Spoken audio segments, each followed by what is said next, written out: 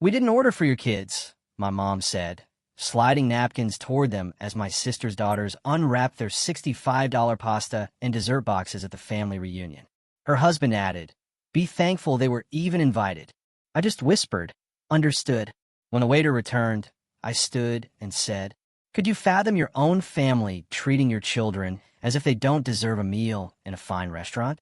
Or imagine being treated like a human ATM, then condescendingly told to be grateful for your mere presence?" That was my reality. And when I finally snapped, everything changed.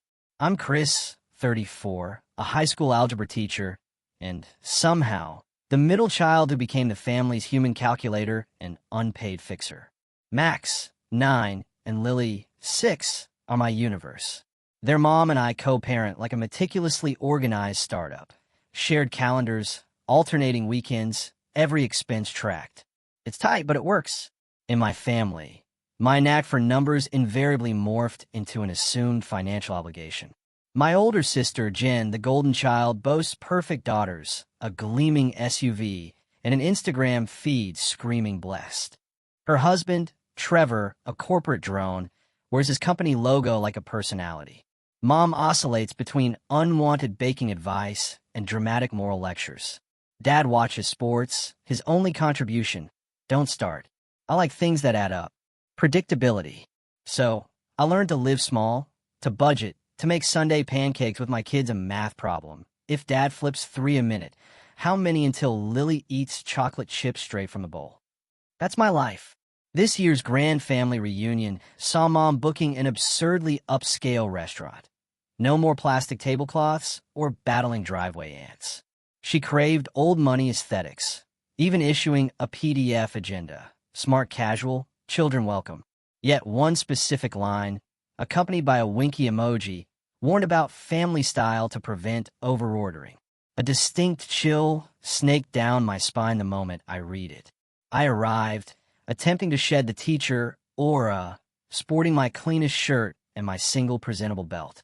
Max wore his tricking people sweater over a dinosaur tee. Lily, her sparkly shoes, convinced restaurants appreciate glitter. Our survival kit included crayons, apple slices, and the sacred promise of bread. Punctuality is my shield against hives, so we were early.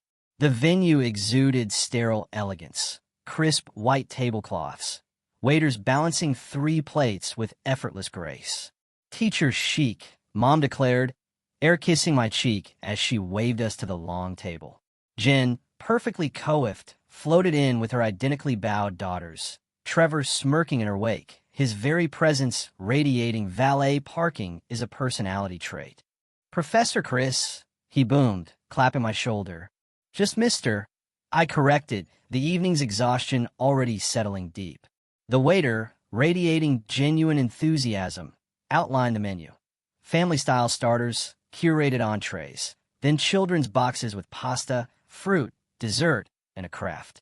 I almost believed his happiness. As he spoke, Mom subtly pushed a stack of napkins towards my end, fanning them precisely before Max and Lily. "We didn't order for your kids," she murmured, cloaking judgment in feigned benevolence. "They can nibble from the mains. We wouldn't want to spoil their appetites." My stomach plunged. "They're not boys," I automatically corrected. "One of them is Lily." Mom waved a dismissive hand. "Oh, you know what I mean."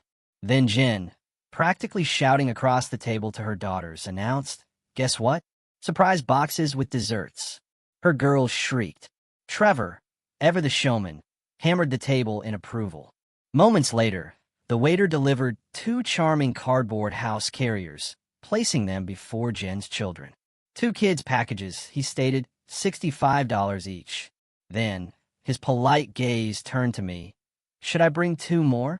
My mouth opened, but Mom's hand moved faster, nudging the napkins closer to Max and Lily, as if serving them a distinct, pathetic meal. "No, we'll share," she told the waiter, a saccharine smile plastered on her face. "We're a sharing, caring family." Trevor chimed in, oblivious to me. Then came the gut punch. "Be grateful they were invited," he said, as if it were a hilarious joke. It wasn't. My blood began to simmer. A fiery heat spread up my neck. Max tugged my sleeve, his innocent query a hammer blow to my heart. "Are napkins food?" "Not yet, buddy," I choked out, forcing a strained laugh. The table erupted in a cacophony of family chatter. The waiter, a phantom of efficiency, delivered plates, bread, and salads. My kids, bless their earnest hearts, reached cautiously, murmured please and thank you, then began drawing mazes on the paper kids menu, the one not actually meant for them. Jen's girls unwrapped their boxes with Christmas morning zeal. Everyone at the table nodded, as if this was perfectly normal.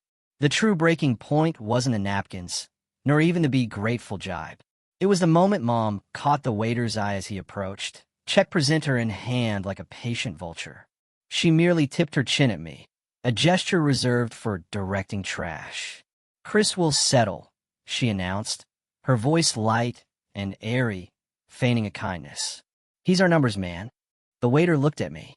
I looked at Max and Lily, quietly coloring their empty space, a gaping void on the table. Something profound and irreversible clicked inside me. I didn't stand up. Not yet. I simply placed a flat palm on the table, feeling its solid, grounding weight. "Copy that." I whispered the quietest words I'd uttered in years, mostly to myself.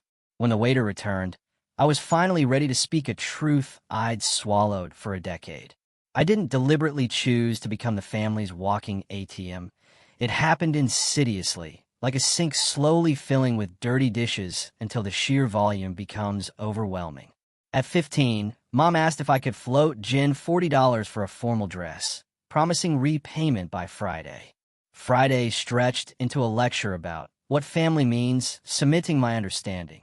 In our home, money borrowed from me was never truly repaid. At 17, tutoring neighborhood kids for $20 an hour, I amassed a small fortune in cash. Mom would brag about Jen's generosity, helping girls with makeup, while I handed Jen my hard-earned money when she cried about a store denying her credit. I rationalized it, believing I was simply the nice one, an easy sentiment when $20 feels like an infinite sum to a child. By 22, student teaching, driving a clanking car, and working bookstore shifts just for gas money, Jen called from the mall. "Emergency," she declared. I envisioned a flat tire.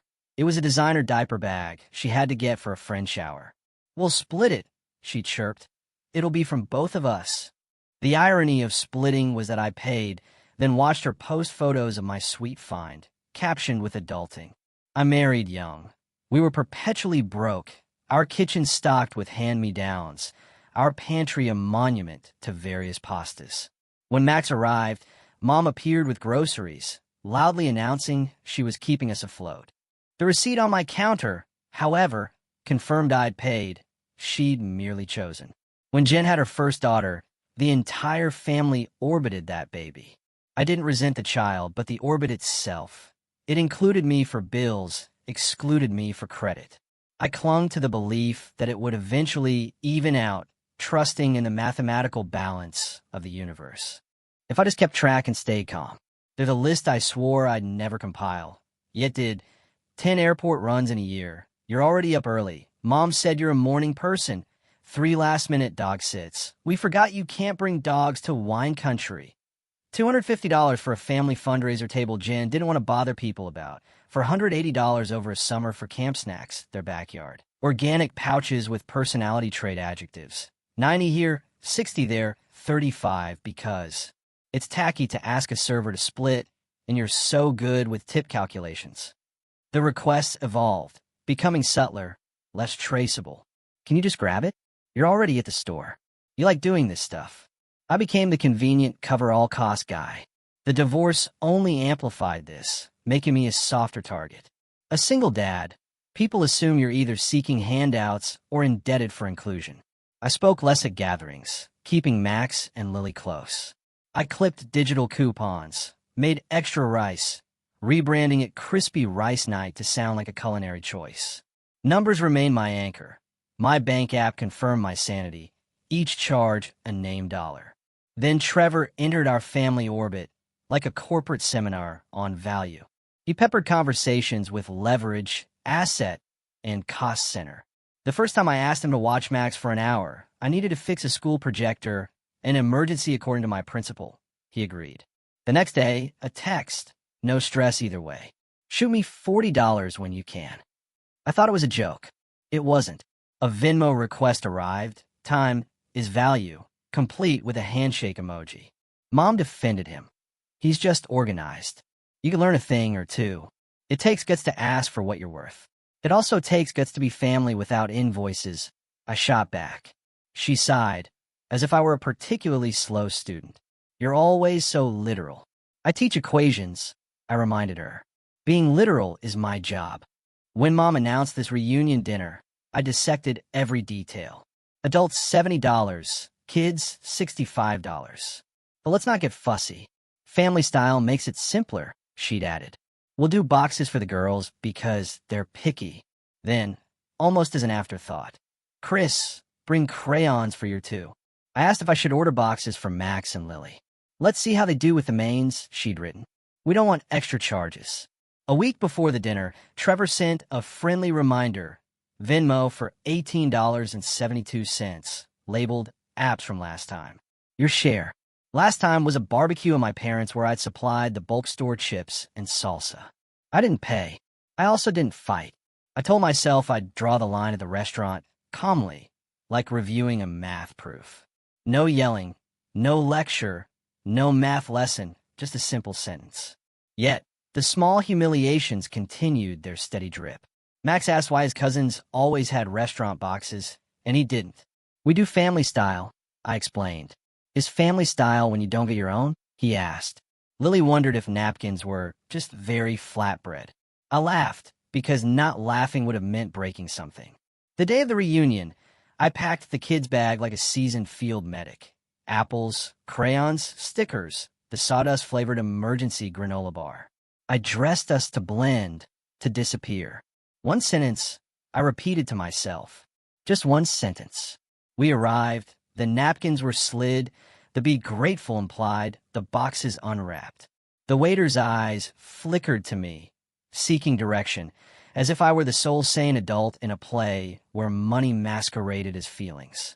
And then Mom said it. Chris will settle. My hands remained steady. My voice, surprisingly, didn't waver. The decade-long equation finally balanced in my mind. Years of countless small payments, now culminating in one crucial boundary. I waited for the waiter's return, resolved to direct that check precisely where it belonged. The ambient noise of the room didn't cease, but the air thickened. You could feel every head subtly incline, every gaze, even if fixed, acutely aware. When the waiter reappeared, the black folder tucked under his arm, I stood.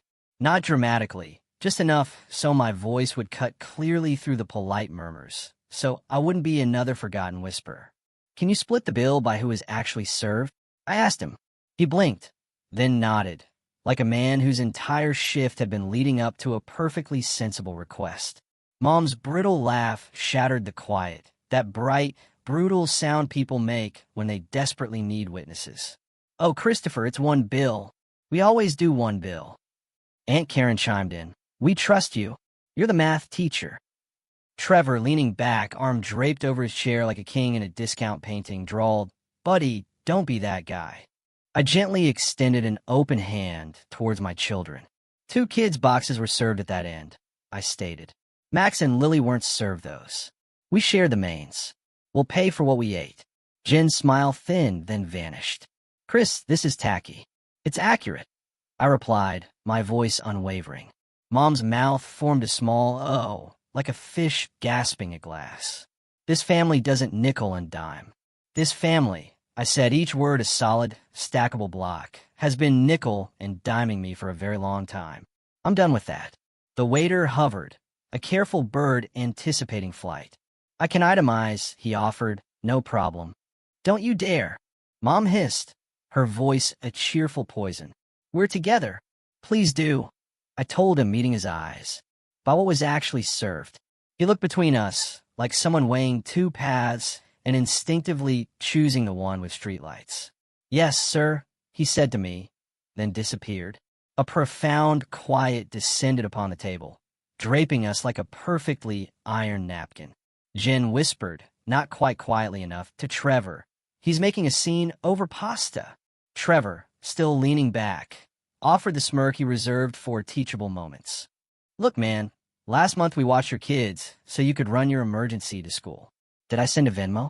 Sure, but it's all family. It evens out.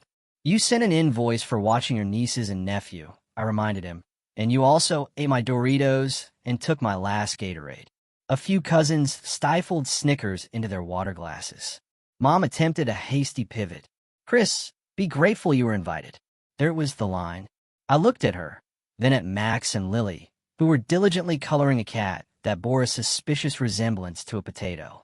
Stop saying that to me, I said, my voice low but firm. I'm your son, not a guest. The waiter returned with 3 black folders.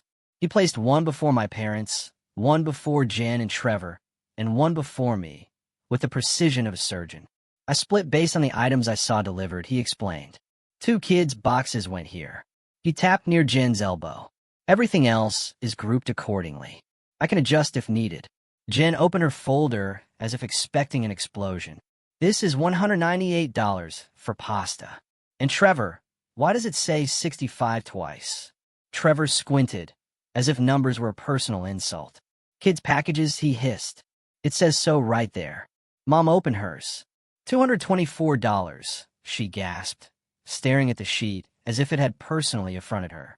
We hardly ate. Dad coughed into his napkin, looking at me like an umpire officiating a tense match. I opened mine, $39 before tip. 2 sodas, a shared plate the kids actually nibbled, and vegetables they mostly ignored. I slid my card in, closing the folder with a definitive. Click.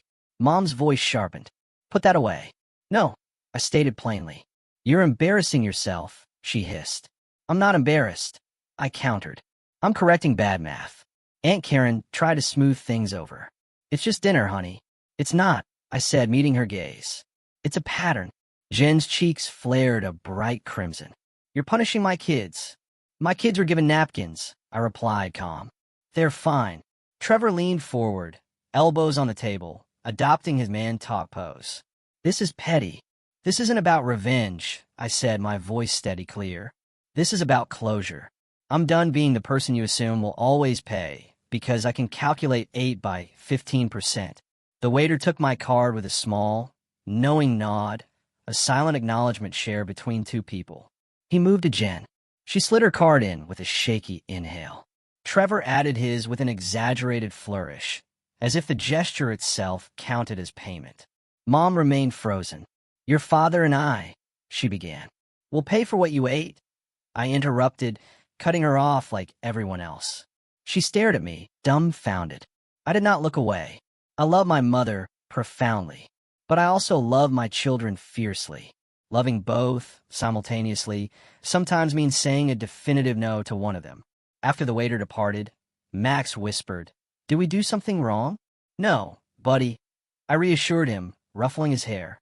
We're doing something profoundly right. No one felt like cake. The 610 group photo slot sailed by unnoticed. Guests gathered their coats like protective shields. The younger cousins fixed their gazes on their shoes. Jen muttered, Wow, a hollow prayer that failed to reach any heaven. I signed my slip, tipped the waiter generously, recognizing he carried more than just plates, and stood. From now on, I announced to the table, my voice resonating with newfound clarity, I pay for what I order and for those I personally bring. That's it. Mom's mouth opened, closed, then she frantically scanned the room as if searching for a camera that wasn't there. I helped Max and Lily into their jackets.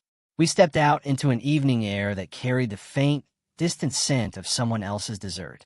My phone, a trapped bee, began to vibrate in my pocket. I ignored it. The air around me felt suddenly clean, like a perfectly solved equation. Before the car even exited the parking lot, my phone screen pulsed like a slot machine. Jen, you humiliated me. Mom, call me. Trevor, not cool, man. We're not your ATM. Aunt Karen, sweetheart. I think you overreacted, but we love you. I flipped the phone face down in the cup holder. Chocolate or vanilla? I asked. Chocolate, they both cheered. We drove to the nearest drive-thru with a giant neon ice cream cone. celebrating our survival of the fancy restaurant with milkshakes. They clinked paper cups, declaring it an official holiday. Later that night, after soothing showers, fresh pajamas, and the final page of a bedtime story, I opened the family group chat. The messages cascaded. Mom, I don't know who you think you are. Followed by, Mom, I have done everything for you. Then, Jen, as a mother, I can't believe you'd make dinner about money. And Trevor, predictably, a Venmo request for $22.40, labeled bread plus shared apps. I typed, deleted again. Finally, one clear message. New policy for me. No group bills. No we'll settle later. No babysitting invoices. I'll pay for what I order and for those I bring. If it's a real emergency, call me. If it's not, budget. I set the phone down. It vibrated so vigorously it skittered across the table like a nervous beetle. I flipped it to Do Not Disturb and wrote a sticky note in bold block letters. You're allowed, TOOB. I affixed it to my laptop. Yes, I'm a bit corny, but that's how I remember important truths. The next morning, over cereal served with heroic banana portions, I checked my email. Trevor had sent a friendly reminder with an Excel sheet titled Running Totals. I archived it without opening.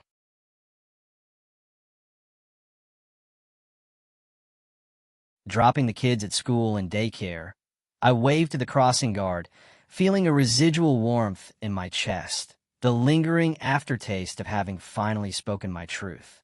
At 10:12, Mom called. I let it ring. She called again and again. At 10:20, her voicemail began. Christopher, the sure sign I was in trouble. I don't know what got into you. You made me look like a fool in front of my own mother. Your sister is devastated. Trevor is hurt. Be the bigger person. Apologize, and I will forgive you. I listened twice, honing in on that specific line. I will forgive you. I realized I didn't believe I needed forgiveness for simply paying my own bill. At lunch, microwaving chili in a math department lounge, I wrestled with checking my phone. I lost. Jen's story featured her girls in matching pajamas, caption protecting their joy. Trevor posted a boomerang of a wallet snapping shut. Text, boundaries go both ways. I muted them both. There was a quiet satisfaction in that click, like silencing a radio filled only with static. After school, grading quizzes at my kitchen table, Lily built a fort from couch cushions, while Max mused, are decimals just tiny fractions that got squished? Yes, I confirmed, high-fiving him. The doorbell rang. Mom, holding a tin of cookies like a peace offering. I didn't invite her in. We spoke in the entryway, the plastic giraffe from outside bobbing at my ankles. Let's reset, she urged. Family movie night Saturday. I'll make lasagna. No thanks, I said. Her eyes flashed. Don't be ridiculous. I'm not, I countered. I'm choosing. She played her trump card. Do you remember who paid for your braces? Who drove you to tutoring? You act like we never did anything for you. You were my parents, I stated, keeping my voice level. And none of that means I owe you for the rest of my life. She lowered her voice. Your sister has a lot on her plate. So do I replied. 2 kids, 1 salary. I teach, Mom, not crypto. She lifted the cookie tin. Take them to Jen's. She likes being grateful. My mouth tightened. Be grateful you were invited, she murmured, a habit so ingrained. Stop saying that. I told her. I'm your son. She left the cookies on the floor by my door like an unwanted package. I left them there until the kids were asleep, then moved them to the freezer. I'm not above eating rage cookies later. The week tested me with subtle jabs. Aunt Karen texted, your uncle can't get his iPad to work. Can you swing by? We'll feed you lasagna. I replied, I charge $90 per hour for house calls. Then just kidding. No, sorry. It felt exhilarating, being both unserious and firm. Jen emailed an invoice, an actual PDF titled Babysitting Balance, Family Rate, for $160. It included absurd line items like watching Max while Chris got a haircut, which was impossible as Max had been with me, interrogating the barber. I simply replied, no, that's it. Just no. The quiet spaces in my day grew louder, more intentional. I created a new bank subaccount, kids only, transferring $100 on payday. Not a huge sum, but enough to feel like I was now choosing my invoices. I enrolled the kids in a Saturday community center day camp, reclaiming weekends I'd once relied on family for. $35 each, and they came home smelling of gym mats and genuine pride. Max mastered foosball. Lily discovered the sheer volume of whistles. Mom texted pictures of lasagna from movie night, as if the food itself would magically lure us. "We missed you," she wrote. "It's not the same without your giant bowls." I gazed at the photo, a pang of memory for my grandmother's mixing bowls, given to me last year, then promptly relocated to Mom's for safekeeping. I texted back, "Please send Grandma's bowls home with me next time you're by." She responded with a single thumbs-up emoji. No words. On Thursday, Grandpa called. He's a man of few words, but he never pretends. "You okay?" he asked. "I am," I said. "Good," he replied. "Your grandmother says you were right." "About what?" I asked. "About the waiter," he chuckled. I laughed too. Friday after school, I asked the kids about dinner. "Breakfast," Lily declared. We made pancakes, measuring flour like a lab experiment, using cups to understand fractions. Max poured batter into the shape of an 8, yelling, "Infinite pancakes!" We ate at the table, using the good napkins I'd bought on sale years ago, the ones we use when we feel fancy. No one sent me a bill for that. The family chat simmered, then settled into a strange, polite quiet. For the first time, people asked if I was attending events, as if I had a choice. I said no often. I said yes to things that didn't demand my wallet. Walking the kids to the park on Sunday mornings instead of driving across town for overpriced brunch with a $14 dry waffle and a sticker. A small package appeared on my doormat a week later, no note. Inside, wrapped in crinkled tissue paper that carried Mom's familiar spice cabinet scent, were my grandmother's bowls. I washed them, made popcorn in them that night. The kids declared them too big for popcorn, which, of course, meant they were perfect. Not everything was easy. One midnight, Jen texted, "Are we good?" That particular text, not a question, but a trap. I typed, "Pay your bills. Don't send me invoices for being an uncle. Don't expect napkins to be meals for my kids." I deleted it. Then I wrote, "We can be if you stop expecting me to be your budget." I sent that one. Her response, a single wow. I let it hang in the digital air. The next morning, driving the kids to school, I realized how profoundly ordinary it was. The world doesn't actually implode when you finally set a boundary. I'd spent years bracing for a cataclysm. Turns out, the storm was mostly a group chat and some uncomfortable silence at a table we didn't own. That Saturday, we visited the library. Max found a book about bugs. Lily, one about a bunny who learns to say no. At bedtime, she asked, "Is no a mean word?" "It's a true word," I told her. "It makes room for the yes you truly want." She nodded, as if that explanation were dessert. So that's my story. It was messy, yes. Painful, absolutely. But ultimately, it felt unequivocally right. I'll share my truth. Now, I ask you, in my shoes, what would you have done? Have you ever found yourself needing to draw such a stark line with your own family? Tell me your thoughts. I truly want to hear them.